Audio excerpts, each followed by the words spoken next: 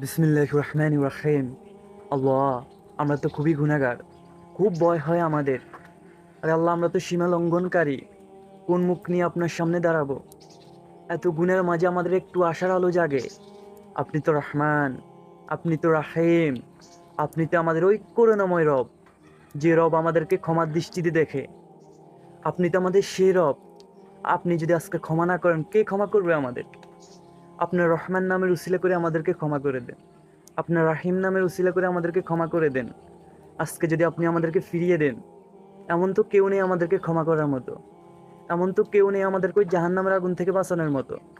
আপনি তো আমাদের রব রহমান। আপনি আমাদের একমাত্র বিধানদাতা। আপনি একমাত্র আমাদের মালিক। আপনি একমাত্র আমাদের খলিক। আজকে আপনি যদি ফিরিয়ে দেন, আমরা কার কাছে যাব? আপনার মতো তো দ্বিতীয় কোনো রব নেই। আপনার মতো দ্বিতীয় কোনো রব নেই।